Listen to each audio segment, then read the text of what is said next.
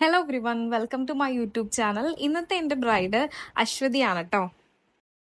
അശ്വതി ഒരു ഹിന്ദു ബ്രൈഡാണ്. അപ്പൊ നമ്മൾ ആളുടെ ഫുൾ മേക്ക് ഓവർ വീഡിയോ ആണ് കേട്ടോ ഇന്ന് ചെയ്യാൻ പോകുന്നത്. അപ്പൊ മേക്കപ്പ് സ്റ്റാർട്ട് ചെയ്യുന്നതിന് മുന്നേ തന്നെ ലെൻസ് ഞാൻ വെച്ചിട്ടുണ്ട്. ലെൻസിന്റെ ഷെയ്ഡ് വന്നിട്ട് സ്പൈസി ഗ്രേ ആണ് കേട്ടോ.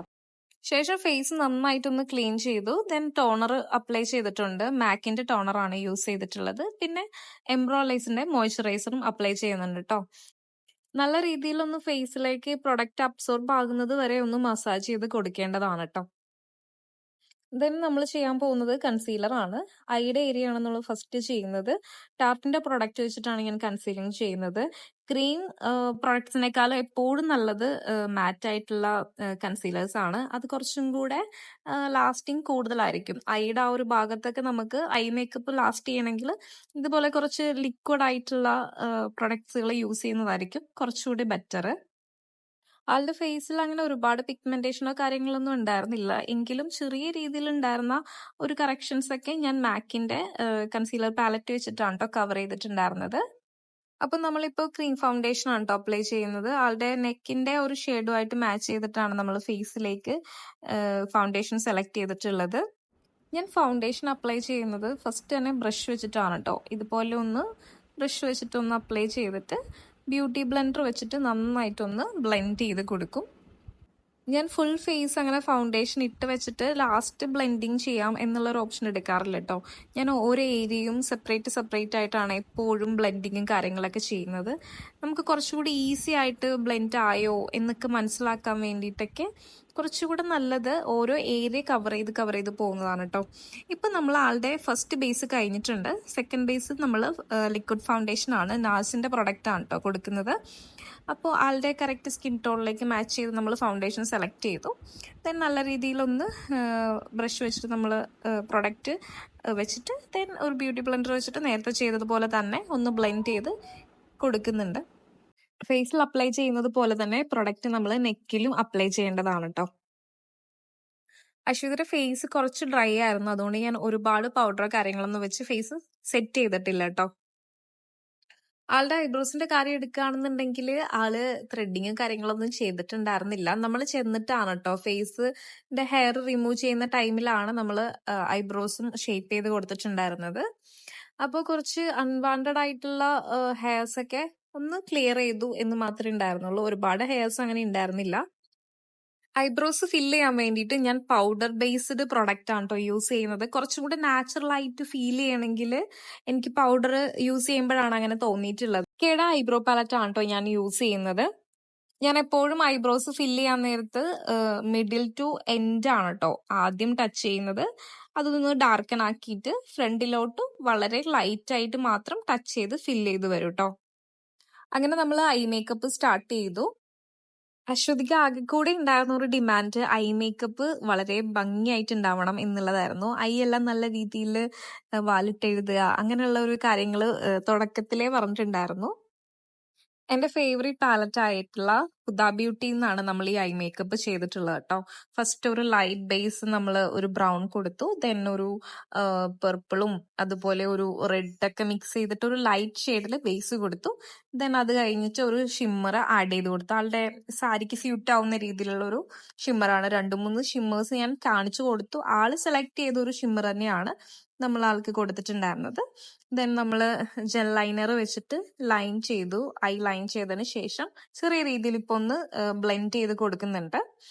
ശരിക്കും പറഞ്ഞാൽ ഇങ്ങനെ ബ്ലെൻഡ് ചെയ്ത് കൊടുക്കുമ്പോൾ ഐ മേക്കപ്പ് കുറച്ചും കൂടെ നല്ല ഡീറ്റെയിലിംഗ് കിട്ടും കേട്ടോ.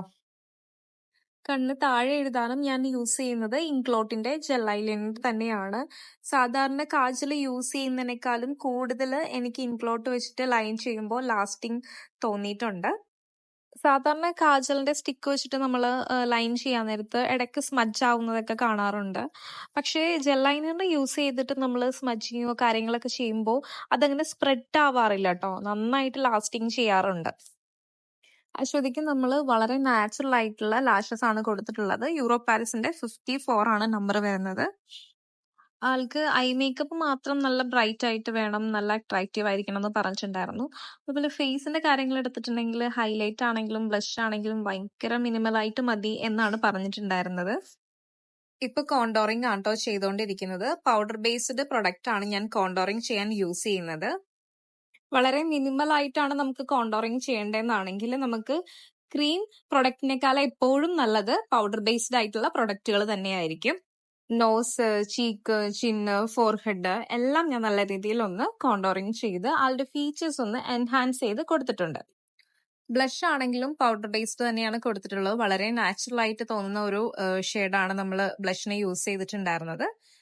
ചീക്കും ഫോർഹെഡും നോസും ഒക്കെ ഞാൻ ലൈറ്റ് ആയിട്ട് ഒന്ന് ബ്ലഷ് അപ്ലൈ ചെയ്ത് കൊടുക്കുന്നുണ്ട്. ഒരു ചെറിയ ബിന്ദിയും കൂടെ ആഡ് ചെയ്തു ട്ടോ. ആളുടെ ലോവർ ലാഷിൽ മാത്രം ഞാൻ ഒന്ന് മസ്കാര അപ്ലൈ ചെയ്യുന്നുണ്ട്. മെബിലൈന്റെ സൂപ്പർ സ്റ്റേ മസ്കാര ആണ് ട്ടോ ഞാൻ യൂസ് ചെയ്യുന്നത്. ലിപ്പ് ഒന്ന് ഡിഫൈൻ ചെയ്യാൻ വേണ്ടിയിട്ട് നമ്മൾ ലിപ്പ് ലൈൻ ചെയ്യുന്നുണ്ട്. PSCയുടെ ഒരു ലിപ് പെൻസിലാണ് ഞാൻ യൂസ് ചെയ്തിട്ടുള്ളത്. ഒരു ലൈറ്റ് ബ്രൗൺ വെച്ചിട്ടാണ് ലിപ്പ് ഒന്ന് ഫില്ല് ചെയ്യുന്നത്. ബ്രൈറ്റ് ആയിട്ടുള്ള ലിപ്സ്റ്റിക് ഷെയ്ഡ് വേണം എന്നാണ് ആള് പറഞ്ഞിട്ടുണ്ടായിരുന്നത്. സോ നമ്മൾ മാക്കിൽ നിന്ന് ഒരു ബ്രൈറ്റ് ആയിട്ടുള്ള റെഡ് കളർ ലിപ്സ്റ്റിക് ആണ് കൊടുത്തിട്ടുള്ളത്. എന്റെ ഫേവറേറ്റ് സെക്ഷൻ ആണ് കേട്ടോ ഹൈലൈറ്റിംഗ്. നമ്മൾ മാക്കിന്റെ പ്രൊഡക്റ്റ് വെച്ചിട്ടാണ് ഹൈലൈറ്റിംഗ് ചെയ്യുന്നത് കേട്ടോ. Nose, chin, cheek, upper lip, lower lip, അതുപോലെ ഫോർഹെഡ് ഒക്കെ ഞാൻ ചെറിയ രീതിയിലൊന്ന് ഹൈലൈറ്റിംഗ് ചെയ്ത് കൊടുക്കുന്നുണ്ട്. ഫൈനലി നമ്മൾ ഫിക്സിംഗ് സ്പ്രേ ആണ് അപ്ലൈ ചെയ്യുന്നത്. അർബൻ ടെക്കയുടെ ഫിക്സിംഗ് സ്പ്രേ ആണ്. നല്ല ലോങ് ലാസ്റ്റിംഗ് ആണ്.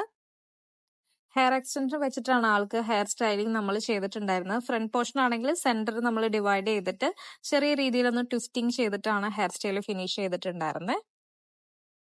ഫ്ലവർ സെറ്റിങ്ങിന് നമ്മൾ മുല്ലപ്പൂ മാത്രമാണ് യൂസ് ചെയ്തിട്ടുണ്ടായിരുന്നത്. അത് ഒരു 4-5 മുഴം എടുത്തിട്ട് നന്നായിട്ടൊന്ന് ട്വിസ്റ്റ് ചെയ്തിട്ട് രണ്ടറ്റത്തും ചരട് ഫിക്സ് ചെയ്ത് ഇതുപോലെ ഒന്ന് റൗണ്ട് ചെയ്ത് സെറ്റ് ചെയ്തു.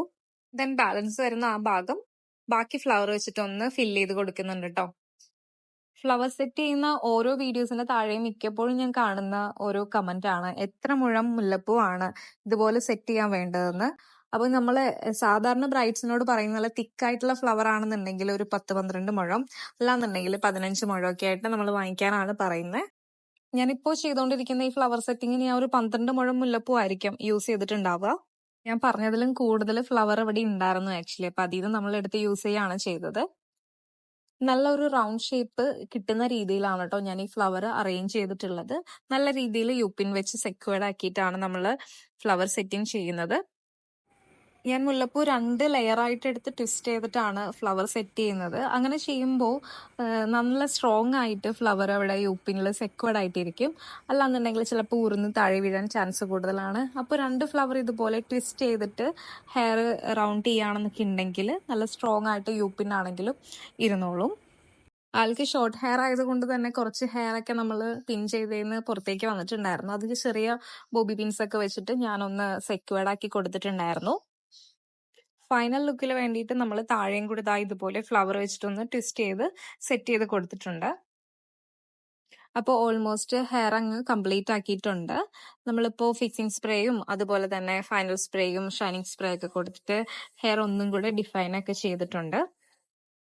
അതുപോലെ തന്നെ എനിക്ക് ഒരുപാട് വരുന്ന കമന്റ്സ് ആണ് കേട്ടോ, ഈ ബേബി ഹെയർസ് ഒക്കെ എങ്ങനെയാണ് ഇങ്ങനെ ഒതുങ്ങിയിരിക്കുന്നത് എന്നൊക്കെ ചോദിച്ചിട്ട്. അതിന് ഞാൻ പ്രത്യേകിച്ച് വേറെ പ്രൊഡക്റ്റുകളൊന്നും യൂസ് ചെയ്യാറില്ല. ഷൈനിങ് സ്പ്രേ തന്നെയാണ്. ഒരുമാതിരിപ്പെട്ട എല്ലാ ഹെയർസ് ഇതിൽ നീറ്റ് ആയിട്ട് നിൽക്കാറുണ്ട്. അപ്പൊ നമ്മൾ ഫേസ് മേക്കപ്പും ഹെയർ സ്റ്റൈലിംഗ് ഫ്ലവർ സെറ്റിംഗ് ഒക്കെ കഴിഞ്ഞിട്ടുണ്ട്. പിന്നെ വരുന്നത് ആ മാട്ടി ഓർണമെന്റ്സ് ഒക്കെ ഒന്ന് സെറ്റ് ചെയ്യലായിരുന്നു കേട്ടോ. ആളുടെ ഓർണമെന്റ്സ് വളരെ ബ്യൂട്ടിഫുൾ ആയിരുന്നു കാണാൻ വേണ്ടി. എല്ലാവരും ചൂസ് ചെയ്യുന്ന രീതിയിലുള്ള ഓർണമെന്റ്സ് ഒന്നും ആയിരുന്നില്ല.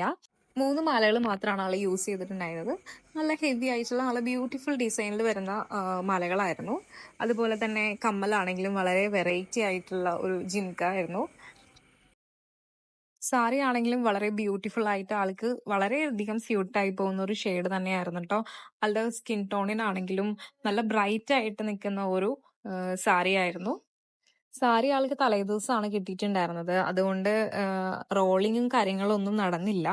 അതുകൊണ്ട് കുറച്ച് എന്താ പറയാ ലൈൻസ് ഉണ്ടായിരുന്നു സാരിയിൽ. ഓൾറെഡി ഫോൾഡ് ചെയ്ത് വെക്കുന്ന ആ ഒരു ലൈൻസ് നമ്മളത് എത്ര അയൺ ചെയ്താലും പ്രോപ്പർ ആയിട്ട് അങ്ങനെ മാറത്തില്ല. അതിന്റെ ഒരു പ്രശ്നം സാരി ട്രാപ്പ് ചെയ്തപ്പോൾ എനിക്ക് ഫീൽ ചെയ്തു. അതല്ലാതെ ബാക്കി സാരി ഡ്രാപ്പ് ചെയ്യാനൊക്കെ വളരെ ഈസി ആയിരുന്നു. ഫ്രണ്ടിൽ ഇങ്ങനെ സ്ട്രൈറ്റ് ആയിട്ട് പോയിരിക്കുന്ന ഈ ഹെയർ നമുക്ക് ഒന്ന് കേൾ ചെയ്താൽ കുറച്ചുകൂടെ ബെറ്റർ ആയിരിക്കും എന്ന് തോന്നി. നമ്മൾ അങ്ങനെ ആ ഫ്രണ്ടിലത്തെ ഹെയർ മാത്രം ഒന്ന് ചെറിയ കേളർ വെച്ചിട്ടൊന്ന് കേൾ ചെയ്തു. മൂസ് അപ്ലൈ ചെയ്തതിന് ശേഷമാണ് ട്ടോ ഞാൻ കേള് ചെയ്യുന്നത്. അപ്പൊ ലാസ്റ്റിംഗ് കൂടുതലായിരിക്കും.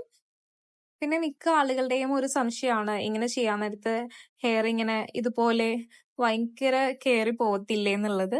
ഇപ്പൊ നമ്മളിങ്ങനെ ചെയ്യുന്ന ടൈമിൽ അത്രയും കേളങ്ങ് കേറിയിരിക്കുമെങ്കിലും കുറച്ച് കഴിയുമ്പോൾ തന്നെ അതൊന്ന് നോർമലായിട്ട് ഇങ്ങനെ ഇറങ്ങി വന്നോളൂ ട്ടോ. കേള് ചെയ്ത ഉടനെ തന്നെ നമ്മൾ അതിനെ വലിച്ച് താഴോട്ടാക്കാനൊന്നും പാടില്ല. ആ ഒരു ചൂടോടെ തന്നെ കുറച്ചു നേരം ഒന്ന് ഇരിക്കണം. അങ്ങനെ വന്നാൽ മാത്രമാണ് ആ കേളിൽ കുറച്ച് ലാസ്റ്റിംഗ് ഉണ്ടാവുള്ളൂ.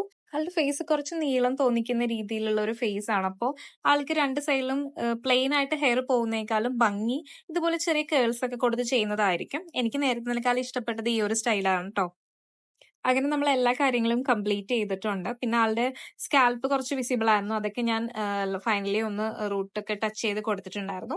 പിന്നെ ജസ്റ്റ് ഒന്നും കൂടെ ഒന്ന് ടച്ചപ്പ് എന്തെങ്കിലും ഉണ്ടോ, ബാലൻസ് ഉള്ള കാര്യങ്ങളൊക്കെ ഒന്ന് ചെക്ക് ചെയ്ത് ക്ലിയർ ചെയ്തിട്ടുണ്ട്. അശ്വതിയുടെ എൻഗേജ്മെന്റും അതുപോലെ വെഡ്ഡിങ്ങും പോസ്റ്റ് വെഡ്ഡിംഗ് റിസപ്ഷനും ഒക്കെ നമ്മൾ തന്നെയാണ് ട്ടോ ചെയ്തിട്ടുണ്ടായിരുന്നത്. ഈ 3 ലുക്കിലും എനിക്ക് ഏറ്റവും കൂടുതൽ ഇഷ്ടപ്പെട്ടത് വെഡ്ഡിംഗ് ലുക്ക് തന്നെയായിരുന്നു ട്ടോ. ആളുടെ എൻഗേജ്മെന്റിന്റെ വീഡിയോ ഫുൾ ലെങ്ത് ആയിട്ട് ഇതുവരെ ഞാൻ അപ്ലോഡിങ് ചെയ്തിട്ടില്ല. ഷോർട്ട് വീഡിയോസ് ഒക്കെ അപ്ലോഡ് ചെയ്തിട്ടുണ്ട്. അതിലെനിക്ക് ഒരുപാട് നല്ല കോംപ്ലിമെന്റ്സ് ഒക്കെ വന്നിട്ടുണ്ട് ട്ടോ. അങ്ങനെ ഫുൾ മേക്ക് ഓവർ കഴിഞ്ഞതിന് ശേഷം നമ്മൾ റീൽസിന് വേണ്ടിയിട്ട് കുറച്ച് വീഡിയോസിന്റെ ക്ലിപ്സും കാര്യങ്ങളൊക്കെ എടുത്തു ട്ടോ. വീഡിയോയുടെ തുടക്കത്തിൽ ഞാൻ പറഞ്ഞോന്ന് എനിക്ക് ഓർമ്മയില്ല. ആളുടെ സ്ഥലം കൊച്ചിയാണ്. നമ്മളും കൊച്ചി ബേസ്ഡ് ആണ്. ഒരുപാട് നാടുകൾക്ക് ശേഷമാണ് ട്ടോ ഞാൻ കൊച്ചിയിൽ തന്നെ ഒരു വെഡ്ഡിംഗ് ലുക്ക് ചെയ്യുന്നത്. ഓൾമോസ്റ്റ് എനിക്ക് നല്ല ബിസിയുള്ള ഡേയിലൊക്കെ വേറെ ലോങ് ഒക്കെ എന്തായാലും വർക്ക് ബുക്കിംഗ് ആയിട്ടുണ്ടാവുള്ളൂ. ലാസ്റ്റ് ടൈമിലാണ് എനിക്ക് കൊച്ചിയിൽ നിന്നൊക്കെ എൻക്വയറീസ് ഒക്കെ വരുന്നത്. അപ്പോൾ എനിക്ക് എടുക്കാൻ പറ്റാറില്ല. അപ്പോൾ എന്തോ സ്വന്തം നാട്ടിൽ ചെയ്തുകൊണ്ട് തന്നെ ഞാൻ വളരെ ഹാപ്പിയാണ് ഈ വർക്കിൽ. അപ്പം നമ്മുടെ work all Kerala service available ആണ്. നിങ്ങൾക്കും എൻക്വയറീസ് എന്തെങ്കിലും ഉണ്ടെങ്കിൽ നമ്മളെ കോൺടാക്ട് ചെയ്യാവുന്നതാണ്. നമ്മുടെ കോൺടാക്ട് നമ്പറും അതുപോലെ ഇൻസ്റ്റ ഐഡിയും ഞാൻ താഴെ മെൻഷൻ ചെയ്യുന്നുണ്ട്. അപ്പൊ എല്ലാവർക്കും എന്റെ ഈ ഒരു വീഡിയോ ഇഷ്ടപ്പെട്ടു എന്ന് വിചാരിക്കുന്നു. Thank you so much for watching.